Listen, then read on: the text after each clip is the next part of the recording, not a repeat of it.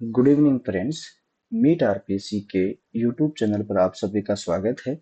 आज से हम एक नई सीरीज प्रारंभ करने जा रहे हैं, करंट अफेयर सीरीज।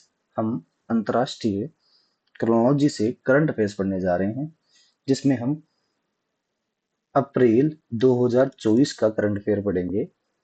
इसको हमने कुछ पार्ट्स में डिवाइड किया है। हम पहले पार्ट में अंतर्राष्ट्रीय और राष्ट्रीय परिदर्शन पढ़ेंगे और दूसरे पार्ट में राजस्थान, खेलकूद व विज्ञान से संबंधित परिदर्शन पढ़ेंगे। ये आपके आगामी सभी भर्ती परीक्षाओं के लिए उपयोगी है। तो बिना देरी के वीडियो प्रारंभ करते हैं। सबसे पहले अंतर्राष्ट्रीय परिदर्शन। मानव विकास सूचकांक। मानव विकास सूचकांक 2024 जारी हो चुके हैं। जारीकर्ता जो संस्था है उसका नाम है संयुक्त राष्ट्र विकास कार्यक्रम।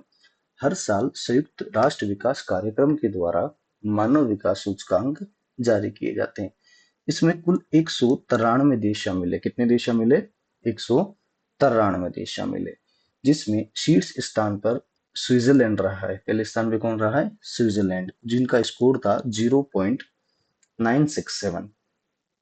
सेकंड नंबर पर नॉर्वे रहा है, जिसका स्कोर है 0.966। और थर्ड नंबर पे रहा है कौन? आइसलैंड, जिसका स्कोर क्या था? 0.959। आपने सिंपल सा याद करना है कि मानव विकास सूचकांक 2024 के अनुसार पहले स्थान पर कौन सा देश रहा है। तो पहले पे कौन सा रहा है? स्विट्जरलैंड, और इनका स्कोर क्या था? 0.967। अब अंतिम स्थान की बात करें तो लास्ट स्थान था 193। इस पे सोमालिया का रहा है। किसका रहा है? सोमालिया का, जिनका स्कोर कितना है? 0.380। 192 पे रहा है दक्षिणी सूडान, और 191 पे कौन सा रहा है? केंद्रीय अफ्रीकी गणराज्य। तो मानव विकास 2024 में जारीकर्ता कौन है? संयुक्त राष्ट्र विकास कार्यक्रम। कुल देश कितने थे? 193। पहले स्थान पे कौन रहा? स्विट्जरलैंड, और अंतिम स्थान पे कौन सा रहा है? सोमालिया। हम आगे देखते हैं भारत से संबंधित क्या है। मानव विकास सूचकांक में भारत का स्थान 134वां रहा है। मोस्ट इंपोर्टेंट है, अपने पूछा जाता है कि मानव विकास सूचकांक 2024 में भारत का स्थान कौन सा है? 134वां। और भारत का जो स्कोर है वो है 0.644। भारत का स्कोर क्या है? 0.644। भारत का लैंगिक समानता सूचकांक में स्थान था 108। भारत का लैंगिक समानता सूचकांक में स्थान कौन सा है? 108। दोनों क्वेश्चन अलग प्रकार से पूछे जाते हैं।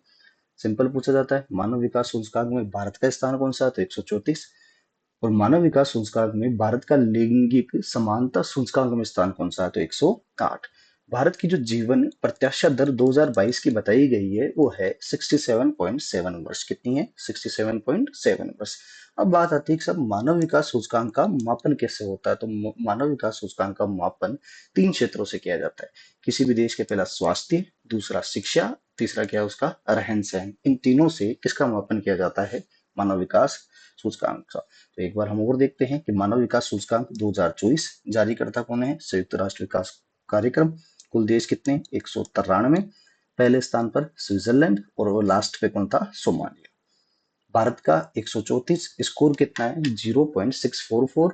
लैंगिक समानता में पूछे तो कौन सा? 108। और जीवन प्रत्याशा दर पूछे तो कितनी है? 67.7 वर्ष। मापन से लिए पूछा जाए तो पहले पे स्वास्थ्य, सेकंड शिक्षा, और लास्ट कौन सा है? रहन सहन में भी किसको मापा जाता है? प्रति व्यक्ति आय को। नेक्स्ट न्यूज पे चलते हैं। प्रधानमंत्री नरेंद्र मोदी की भूटान यात्रा। हाल ही में 22 मार्च से लेकर 23 मार्च 2024 तक प्रधानमंत्री नरेंद्र मोदी के द्वारा भूटान की यात्रा की गई है। भूटान की जो राजा है उनका नाम है महामहिम जिग्मे केसर नामग्याल वांगचुक। क्या नाम है? महामहिम जिग्मे केसर नामग्याल वांगचुक। प्रधान भूटान की जो प्रधानमंत्री है उनका नाम क्या है? शेरिंग तोब्गे। क्या नाम बेटा? शेरिंग तोब्गे। इस यात्रा से चीन की ग्रे जोन युद्ध पद्धति पर प्रभाव पड़ेगा। हाल ही में प्रधानमंत्री मोदी के द्वारा मार्च में भूटान की यात्रा की गई है। इस यात्रा का इनडायरेक्टली या डायरेक्टली इफेक्ट कहाँ पड़ेगा? चीन पर। चीन की जो युद्ध पद्धति है उसका नाम क्या है? ग्रे जोन युद्ध पद्धति। अब ग्रे जोन युद्ध पद्धति क्या होती है? तो ग्रे जोन युद्ध पद्धति के अंतर्गत चीन सैन्य बल के द्वारा नहीं, बल्कि राजनीतिक, आर्थिक व मनोवैज्ञानिक दबाव किसी भी देश पर उत्पन्न करता है, मुख्यतः उनके सीमा पर स्थित अन्य देश, जिसमें भूटान भी शामिल होता है।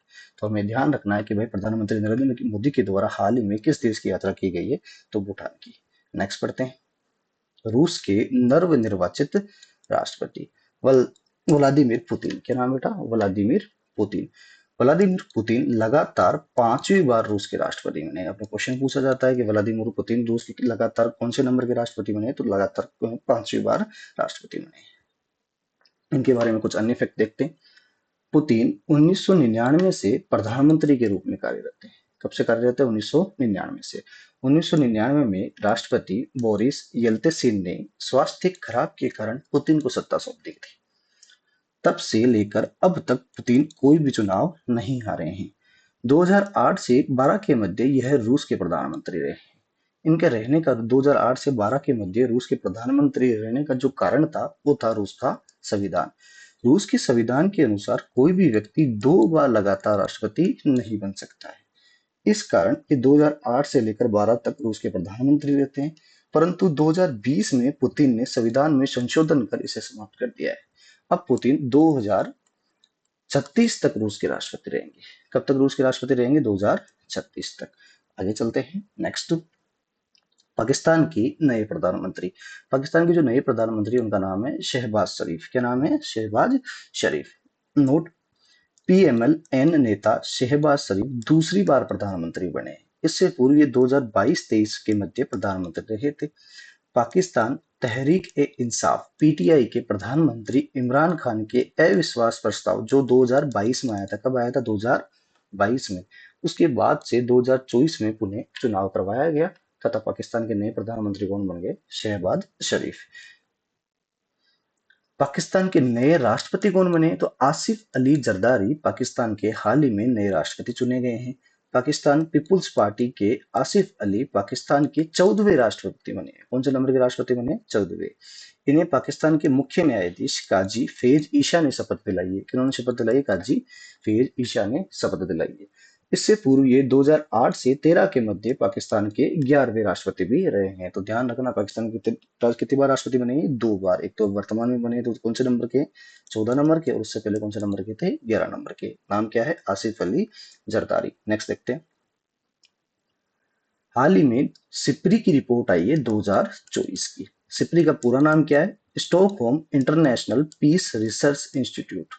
सिप्री के द्वारा हर साल रिपोर्ट जारी की जाती है हथियारों को लेकर कि कौन सा देश सर्वाधिक हथियारों का आयात कर रहा है और कौन सा देश सर्वाधिक हथियारों का निर्यात कर रहा है। तो 2024 में प्रमुख निर्यातक देश में फर्स्ट नंबर पे कौन सा रहा है? पहले नंबर पे अमेरिका। अमेरिका ने 42% हथियारों का निर्यात किया है। सेकेंड नंबर पे कौन सा है? फ्रांस। और थर्ड नंबर पे कौन सा है? रूस। रूस यूक्रेन विवाद के कारण रशिया इस बार सेकंड से थर्ड नंबर पे आ गया है।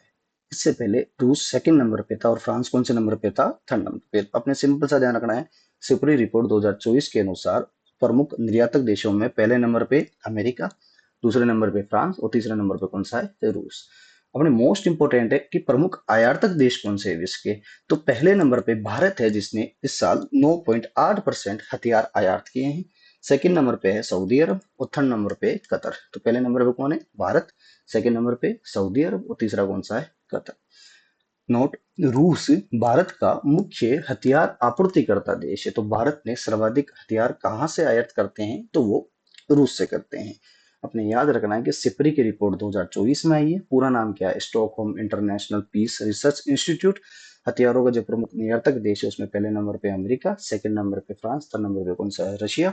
और जो मोस्ट इंपोर्टेंट है कि आयातक देशों में पहले नंबर किसका है? भारत का। सेकंड नंबर किसका? सऊदी अरब। और थर्ड नंबर किसका है? कतर का। भारत सर्वाधिक हथियारों की आपूर्ति कहां से करता है? तो रशिया से करता है। नेक्स्ट रिपोर्ट पढ़ते हैं। 2023 में विश्व के किस देश की प्रजनन दर न्यूनतम रही है? तो दक्षिण कोरिया की प्रजनन दर विश्व में 2023 में न्यूनतम रही है।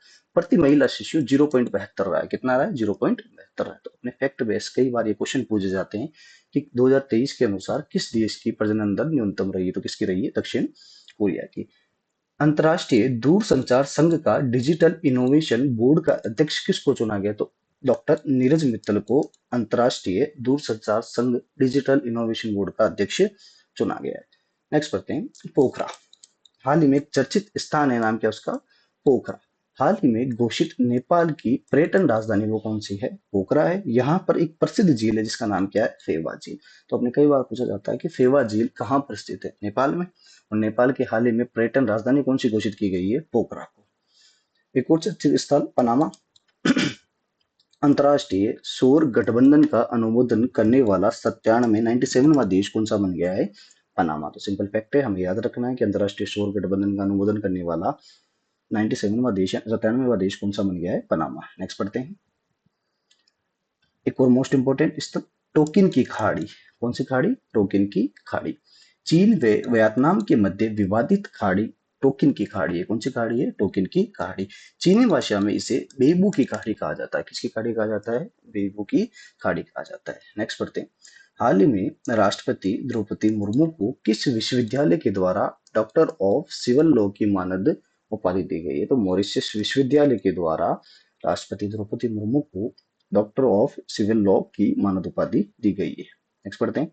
यूरोप के किस स्थान पर विश्व का सबसे बड़ा फ्लैग पीड़ितों का कब्रिस्तान मिला है? तो नाम क्या है उसका? नूरनबर्ग, जर्मनी। कहाँ से मिला है? नूरनबर्ग, जर्मनी से हाल ही में फ्लैग पीड़ितों का सबसे बड़ा कब्रिस्तान मिला है। नेक्स्ट पढ़ते हैं। दक्षिण अमेरिका के किस देश में डेंगू के मामले बढ़ने के कारण हाल ही में स्वास्थ्य आपातकाल की घोषणा की गई? तो कहाँ की गई है? पेरू में की गई है। कहाँ की गई बेटा? पेरू में की गई है। एक और देखते हैं नेक्स्ट क्वेश्चन। विश्व का पहला देश जिसने गर्भपात को संवैधानिक अधिकार प्रदान किए, तो वो कौन सा है? फ्रांस है। तो हम एक बार रिवीजन मारते हैं। संवैधानिक अधिकार प्रदान करने वाला गर्भपात को देश कौन सा है? फ्रांस। डेंगू के मामले के कारण दक्षिण अमेरिका के कौन से देश ने स्वास्थ्य आपातकाल? पेरू। विश्व का सबसे बड़ा प्लेग पीड़ितों का कब्रिस्तान कहाँ मिला है? जर्मनी। और डॉक्टर ऑफ सिविल लॉ जो राष्ट्रपति महोदय को जो उपाधि दी गई है वो कहाँ से मिली है? मॉरिशस विश्वविद्यालय से। टोकिन की खाड़ी कहाँ पर स्थित है? चीन व वियतनाम के मध्य। और पनामा अंतर्राष्ट्रीय सौर गठबंधन का 97वां देश। पोखरा हाल ही में नेपाल की पर्यटन राजधानी। यहाँ की प्रसिद्ध झील का नाम क्या है? फेवा झील। और अंतर्राष्ट्रीय दूरसंचार संघ के डिजिटल इनोवेशन बोर्ड के अध्यक्ष कौन थे? डॉक्टर नीरज मित्तल। विश्व 2023 में विश्व के किस देश की प्रजनन दर न्यूनतम रही है? वो किसकी है? दक्षिण कोरिया की। नेक्स्ट पढ़ते हैं राष्ट्रीय परिदर्शन। लोकसभा चुनाव कार्यक्रम 2024। हाल ही में चुनाव आयोग के द्वारा निर्वाचन आयोग के द्वारा लोकसभा चुनाव आयोग कार्यक्रम 2024 की घोषणा की गई है। निर्वाचन आयोग के द्वारा 19 अप्रैल 2024 से लेकर 1 जून 2024 तक कुल 7 चरणों में लोकसभा चुनाव करवाया जाएगा। कितने चरणों में? 7 चरणों में। तो अपने सिंपल ध्यान रखना है कि लोकसभा चुनाव कितने के चरणों में किया जा रहा है? 7 चरणों में।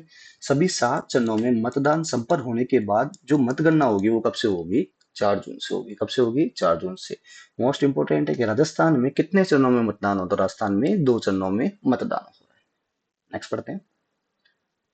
नागरिक संशोधन कानून 2019 सीसीए 2019 लोकसभा व राज्यसभा में पारित हुआ था 9 दिसंबर 2019। राष्ट्रपति की मंजूरी कब मिली है? 9 दिसंबर 2019। और अधिसूचना कब जारी हुई है? 11 मार्च 2024। हाल ही में सीसीए नागरिक संशोधन कानून की अधिसूचना जारी हुई है। कब जारी हुई है? 11 मार्च 2024। हमारे डेट्स पूछते हैं, हमें सिंपल सा याद रखना है कि भाई नागरिक संशोधन कानून पारित कब हुआ? 2019 में। लेकिन अधिसूचना कब जारी हुई है? 11 मार्च 2024 में। The citizenship bill 2019। उद्देश्य क्या है इसके? सीसीए के तहत 31 दिसंबर 2014 तक आए पाकिस्तान, बांग्लादेश व अफगानिस्तान के प्रताड़ित गैर मुस्लिम प्रवासियों को भारत की नागरिकता दी जाएगी। तो कब से? डेट कौन सी है? 31 दिसंबर 2014। कितने देश? 3। पहला कौन सा? पाकिस्तान, दूसरा बांग्लादेश और तीसरा कौन सा है? अफगानिस्तान। किनको शामिल करेंगे? गैर मुस्लिम प्रवासियों को। इनमें कौन कौन से आते हैं? हिंदू, सिख, जैन, बौद्ध, पारसी और ईसाई। टोटल कितने हैं? 6। पहला कौन? हिंदू, सिख, जैन, बौद्ध, फारसी और ईसाइयों को भारत की नागरिकता दी जाएगी। हमें सिंपल सा ध्यान रखना है कि नागरिक संशोधन कानून 2019 में लागू किया गया। अधिसूचना कब जारी हुई? 11 मार्च 2024 को। और 31 दिसंबर 2014 तक आए पाकिस्तान, बांग्लादेश और अफगानिस्तान के गैर मुस्लिम प्रवासियों को भारत की नागरिकता दी जाएगी। इन गैर मुस्लिम प्रवासियों में कौन कौन से शामिल है? हिंदू, सिख, जैन, बौद्ध, फारसी और ईसाई। नेक्स्ट देखते हैं। इंडियन ऑयल पारादीप हैदराबाद उत्पादन पाइपलाइन। हाल ही में प्रधानमंत्री नरेंद्र मोदी द्वारा 5 मार्च 2024 को इंडियन ऑयल पारादीप हैदराबाद उत्पादन पाइपलाइन का उद्घाटन किया गया। कहाँ से किया गया? स्थान कौन सा है? संगारेड्डी, तेलंगाना से। कहाँ से किया गया बेटा? तेलंगाना से। कुल व्यय कितना है? 6800 करोड़। कुल लंबाई कितनी है? तो 1212 किलोमीटर। कितनी? 1212 किलोमीटर। कितने राज्यों से निकलेगी ये पाइपलाइन? तो 3 राज्यों से। पहला कौन सा? उड़ीसा, दूसरा आंध्र प्रदेश, तीसरा कौन सा है? तेलंगाना। उड़ीसा में कुल लंबाई कितनी है? 329, आंध्र प्रदेश में 723 और तेलंगाना में कितनी है? 160। हमें सिंपल सा ध्यान रखना है कि हाल ही में नरेंद्र मोदी के द्वारा इंडियन ऑयल प्रायद्वीप हैदराबाद उत्पादन पाइपलाइन का उद्घाटन किया गया है। कितने राज्यों से फैली हुई है? तो उड़ीसा, आंध्र प्रदेश, तेलंगाना से लेकर। नोट, प्रधानमंत्री नरेंद्र मोदी ने इसी समय हैदराबाद में नागरिक उड्डयन अनुसंधान संगठन केंद्र का भी उद्घाटन किया था। कहाँ पर उद्घाटन किया था? हैदराबाद में। नेक्स्ट देखते हैं। देश के प्रथम अंडर वाटर मेट्रो, हाल ही में देश की प्रथम अंडर वाटर मेट्रो कोलकाता में स्थापित की गई है। कहाँ पर? कोलकाता में। प्रधानमंत्री नरेंद्र मोदी द्वारा 6 मार्च 2024 को इसका उद्घाटन किया गया था।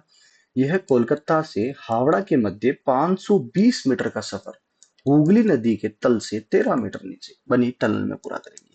तो कहाँ से कहाँ तक? कोलकाता से लेकर हावड़ा। कितने मीटर? करीबन 5 किलोमीटर, 520 मीटर। कितने मीटर? 520 मीटर। कौन सी नदी? हुगली नदी के तल से कितने मीटर नीचे? 13 मीटर नीचे। हम देखते हैं इसको। ये है वो टनल। कुल कुल लंबाई है 16.6 किलोमीटर, जिसमें ये टनल 13 मीटर नीचे कौन सी नदी के किनारे रहेगी? हुगली। कुल कितने? 520 मीटर का सफर 60 सेकंड में क्रॉस करेगी। नेक्स्ट देखते हैं। सुप्रीम कोर्ट के द्वारा हाल ही में अधिसूचना जारी कर ग्रेट इंडियन बस्टर्ड संरक्षण समिति का गठन किया गया है। ये अधिसूचना जारी कब हुई थी? 21 मार्च 2024 को। इसके जो प्रमुख सदस्य है वो कौन कौन है? एक तो DY चंद्रचूड़, JB परादीवाल और मनोज मिश्रा। तो सुप्रीम कोर्ट के द्वारा ग्रेट इंडियन बस्टर्ड संरक्षण समिति का गठन किया गया, जिसमें सदस्य कुल कितने हैं? 3। पहला कौन है? DY चंद्रचूड़, दूसरा कौन सा है? JB परादीवाला, लास्ट में कौन है? मनोज मिश्रा। नेक्स्ट देखते हैं। इंटरनेशनल बिग कैट अलायंस, हाल ही में केंद्रीय मंत्रिमंडल के द्वारा इसे मंजूरी दी गई है। उद्देश्य क्या है इसका? बड़ी बिल्लियों को संरक्षण प्रदान करना। तो बिग कैट में कौन कौन शामिल है? एक तो बाघ, शेर, तेंदुआ, हिम तेंदुआ, प्यूमा, जेगुआर और चीता। ये किस में आते हैं? इंटरनेशनल बिग कैट अलायंस में आते हैं। तो थोड़ा सा ध्यान रखना हमें। नेक्स्ट पढ़ते हैं। मोस्ट इंपोर्टेंट, एक देश एक चुनाव समिति रिपोर्ट। पूर्व राष्ट्रपति रामनाथ कोविंद की अध्यक्षता में इस समिति का गठन किया गया। कब किया गया बेटा? डेट याद रखना, 2 सितंबर 2023 को। कब गठन किया गया? 2 सितंबर 2023 को। उद्देश्य क्या था? देश में लोकसभा व विधानमंडल चुनाव साथ साथ में करवाना। इस समिति ने हाल ही में अपनी रिपोर्ट पेश की है। रिपोर्ट के अनुसार, समिति के अनुसार 47 राजनीतिक पार्टियां, देश में कुल राजनीतिक पार्टियां कितनी? 47 में से 32 ने एक साथ चुनाव कराने का समर्थन किया है। तो हमें याद रखना है, one nation one election committee report के अनुसार 47 राजनीतिक पार्टियों में से कितने ने? 32 ने समर्थन प्रदान किया है। समिति के अनुसार चुनाव होगा वो कितने फेज में होगा? 2 फेज में। प्रथम फेज में हम लोकसभा व विधानसभा का चुनाव कराएंगे। प्रथम फेज में किसका? लोकसभा व विधानसभा का चुनाव कराएंगे। और उनके 100 दिन बाद, कितने दिन बाद? 100 दिन बाद। कितने दिन बाद बेटा? 100 दिन बाद हम द्वितीय फेज में नगर पालिका व पंचायती राज का चुनाव करवाएंगे। सिंपल सा ध्यान रखना है कि कितने फेज में चुनाव होंगे? 2 फेज में। प्रथम फेज में लोकसभा व विधानसभा का, और उसके 100 दिन बाद में हम द्वितीय फेज में नगर पालिका व पंचायती राज का चुनाव करवाएंगे। इस समिति ने और क्या क्या बताया, देखते हैं। समिति ने संविधान के 5 अनुच्छेदों में संशोधन की सिफारिश की है। मोस्ट इंपोर्टेंट है हमें, कितने अनुच्छेदों में संशोधन की सिफारिश की है? 5। कौन कौन सा? 83, 85, 172, 174 और 327। सबसे पहले अनुच्छेद 83, संसद के सदनों की अवधि में चेंज। संसद के सदनों की अवधि में 83 वाला आर्टिकल है। सिंपल। नेक्स्ट देखते हैं। 85 लोकसभा का विघटन से संबंधित। 172 में क्या है? राज्य विधानमंडलों की अवधि। सबसे पहला देखो, 83 में था संसद के सदनों की अवधि, सदन की जितनी भी उनके बारे में अवधि। सेकंड 85 में लोकसभा के विघटन से संबंधित। और अनुच्छेद 172 में राज्य विधानमंडलों की अवधि। अनुच्छेद 174 में राज्य विधानमंडलों का विघटन। और अनुच्छेद 327 में राज्य में राष्ट्रपति शासन लगाने की संबंधित प्रणाली के बारे में। तो टोटल कितने आर्टिकल प्रभावित होंगे? 5। नेक्स्ट देखते हैं। विश्व की सबसे प्रदूषित राजधानी किसको चुना गया? Delhi. World air quality report 2023 के अनुसार विश्व की सबसे प्रदूषित राजधानी कौन सी है? दिल्ली। और दिल्ली को चौथी बार यह दर्जा मिला है। राजधानी पूछे तो करनी है दिल्ली। सबसे प्रदूषित शहर पूछे तो वो कौन सा है? बेगूसराय। कहाँ पड़ता है? बिहार में। और सबसे प्रदूषित देश पूछे तो पहले नंबर पे बांग्लादेश, सेकंड नंबर पे पाकिस्तान, थर्ड नंबर पे कौन सा है? भारत। हाल ही में वर्ल्ड एयर क्वालिटी रिपोर्ट 2023 जारी की गई है, जिसमें सबसे प्रदूषित राजधानी है दिल्ली। दिल्ली को चौथी बार ये दर्जा मिला है। प्रदूषित शहर पूछे तो कौन सा है? बेगूसराय। कहाँ पड़ता है? बिहार। और प्रदूषित देश पूछे तो कौन सा है? Bangladesh. Second Pakistan, third number पे भारत है। नेक्स्ट देखते हैं। इंडिया एम्प्लॉयमेंट रिपोर्ट 2024 जारीकर्ता कौन है? अंतर्राष्ट्रीय श्रम संगठन। 2022 में पढ़े लिखे बेरोजगारों की संख्या कितनी है? 65.7%। 65.7%। एक ऐप है know your candidate app. Know your candidate app चुनाव आयोग के द्वारा इसको जारी किया गया है। एक और देखते हैं, मोस्ट इंपोर्टेंट स्थल है कोचरब आश्रम। कौन सा आश्रम? कोचरब आश्रम। कहाँ पर स्थित है बेटा? गुजरात में। तो साबरमती आश्रम में स्थित कोचरब आश्रम का हाल ही में पुनः विकास किया गया है। तो कोचरब आश्रम कहाँ पर स्थित है? गुजरात में। नेक्स्ट देखते हैं। सेला टनल बीआरओ द्वारा निर्मित हाल ही में सेला टनल का उद्घाटन किया गया है। कब उद्घाटन हुआ? 9 मार्च 2024 को। यह कौमिंग को तवांग जिले से जोड़ेगी। जो कुल लंबाई है इसकी कितनी? 11.84 किलोमीटर। कितनी? 11.84 किलोमीटर। ये रहा बीआरओ के द्वारा इसका निर्माण किया गया है। टनल कौन सी है? सेला टनल। मोस्ट इंपोर्टेंट है, विश्व की सबसे ऊंचाई 13,000 फीट पर बनी सबसे लंबी सड़क। 13,000 फीट पर बनी सबसे लंबी सड़क कौन सी है? सेला टनल। नेक्स्ट देखते हैं। स्टैच्यू ऑफ वेलोर वीरता की प्रतिमा। हाल ही में स्टैच्यू ऑफ वेलोर इसका स्थान कहाँ पर? जोराहट असम में इसका निर्माण किया गया है। वास्तुकार कौन थे? रामवनजी सुतार। क्या नाम बेटा? रामवनजी सुतार। ये किनकी मूर्ति है? किनका स्टेचू है? तो अहोम सेनापति लचित बोराफुकुन की 125 फीट ऊंची प्रतिमा है। कितनी फीट है? 125 फीट ऊंची प्रतिमा है। अहोम साम्राज्य 1228 से लेकर 1826 के मध्य था, जिसके ये महान सेनापति थे। 1671 में 1671 में औरंगजेब के समय सरायघाट के युद्ध में जयपुर के शासक राम सिंह प्रथम को इन्होंने हराया था। किनको हराया था? राम सिंह प्रथम को इन्होंने हराया था। तो हमें ध्यान रखना है, क्या नाम है? लचित बोरा फुकन। असम के महान अहोम साम्राज्य असम के महान सेनापति थे। 1671 में सरायघाट के युद्ध में जयपुर के शासक राम सिंह प्रथम को हराते हैं। ये औरंगजेब की तरफ से जाते हैं। किसकी तरफ से जाते हैं? औरंगजेब की तरफ से युद्ध लड़ने जाते हैं। नेक्स्ट पढ़ते हैं। मुंबई सेंट्रल स्टेशन का नाम परिवर्तन करके नाम क्या रखा गया है? नाना Jagannath Shankar Sheth station. Last question, Bharat का प्रथम आयुर्वेदिक कैफे कहाँ खुला है? तो दिल्ली में खुला है। किस नाम से? सोमादा आयुर्वेदिक किचन। ये हमारा इंटरनेशनल व नेशनल करंट अफेयर अप्रैल 2024 का कंप्लीट होता है। वीडियो को लाइक करना, शेयर करना एंड चैनल को सब्सक्राइब करना। Thank you so much.